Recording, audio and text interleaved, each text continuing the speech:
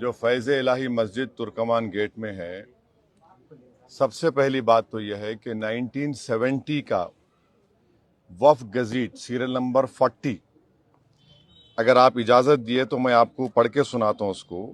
थोड़ा लंबा जवाब रहेगा, आप लोग फास्ट फूड का जवाब मत लो मेरे से। तो ये मेरे गज़ीट कॉपी है, serial number 40 of 1970, Khwaja Faiz Ilahi mosque alias Masjid Ghousiyan and graveyard.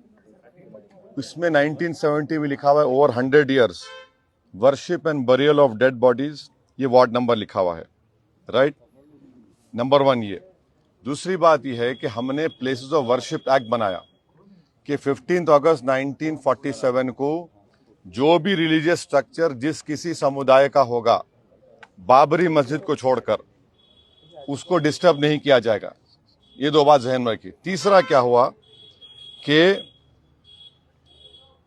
नवंबर 2024 को 12 नवंबर 2025 को दिल्ली हाई कोर्ट ने ये कहा अपने ऑर्डर में, this petition filed in public interest seeks a direction for removal of certain encroachments said to have been found in a joint survey report herein referred to as JSR।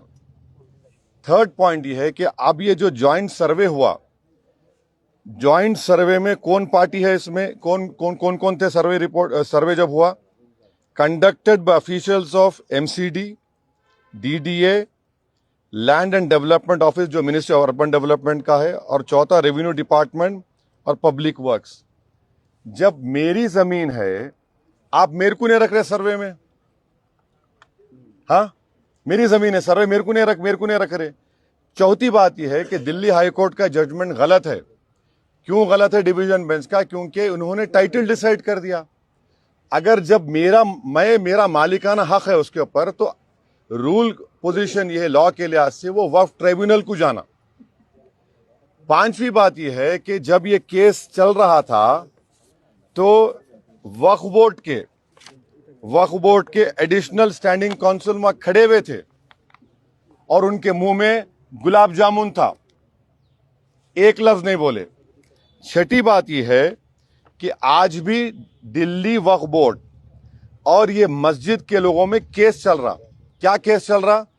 हर साल वक्फ property को 20% वक्फ fund देना पड़ता वक्फ board को। Delhi Waqf board इनको बोल रहा था 70% दो। ये केस आज भी चल रहा। तो ये Delhi Waqf board is complicit in this matter. जब ये फैसला नवंबर 2025 को आया तो दिल्ली वक्फ बोर्ड को रिव्यू पिटीशन फाइल करना था, रिव्यू पिटीशन फाइल नहीं करे। और ये एक बात याद रखिए, दिल्ली वक्फ बोर्ड के एडमिनिस्ट्रेटर और एमसीडी का हेड जो थे, एक ही आदमी था। एमसीडी का हेड और दिल्ली एडमिनिस्ट्रेटर। फिर कोर्ट में क्या बोला कि भाई एमसीडी को बोला कि तुम हियरिंग करो।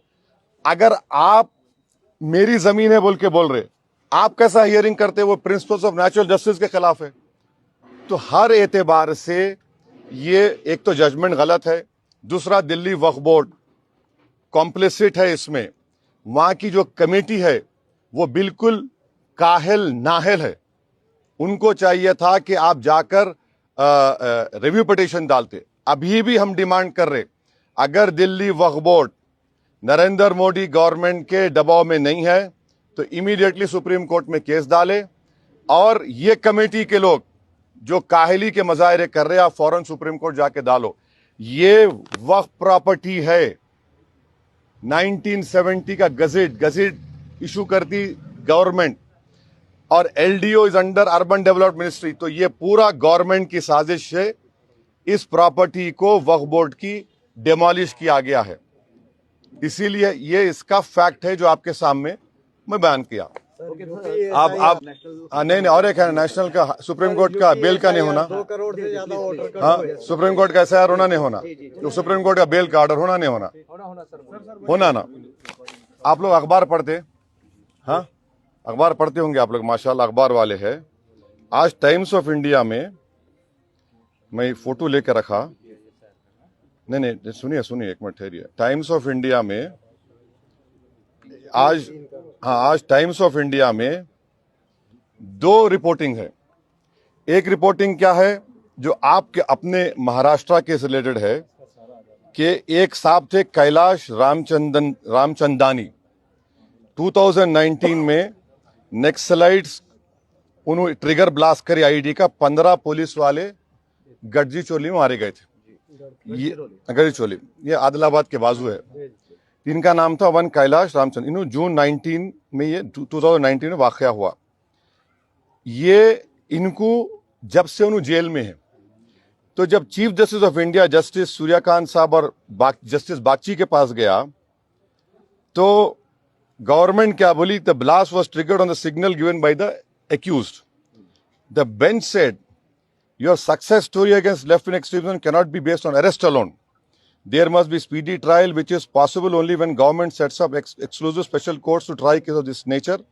Since there are many cases pending before the same trial judge and prosecution has cited many witnesses, the trial is not going to be concluded in the near future. तो उन्होंने क्या किया, interim bell दिया उनको। Number one क्या बोला कि interim bell दिया 2019 में। एक और केस में जस्टिस संजय कुमार साहब और जस्टिस आलोक आर्दे ने एक एमटेक चेयरमैन पीएमएलए का सेक्शन लगा। पीएमएलए में ट्विन टेस्ट होता। ट्विन टेस्ट का मतलब क्या है कि आप जज को प्रूफ करना कि आप इनोसेंट है और दूसरा के बेल दिए तो भागना नहीं।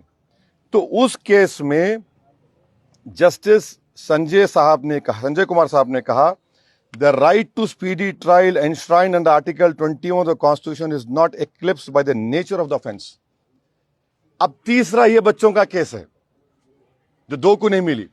आप देख लो, एक जज का बेंच ये बोल रहा, एक जज का बेंच ये बोल रहा, एक जज का बेंच ये बोल रहा। तो मेरे को जरा मैं सरप्राइज हूं और शॉक हूं, ये क्या हो रहा है। चौथी बात ये है कि वो जो उन्होंने क्या किया, उन्होंने वो जो बेल का कंडीशन लगाया, जिनको बेल दिए कि कोई ये नहीं करना, बोलना नहीं। तो एक शेर है, ये दस्तूर जबाबंदी है कैसी तेरी महफिल में। ये दस्तूर जबाबंदी कैसी है तेरी महफिल में, जहां बात करने को तरसती है ज़बां मेरी।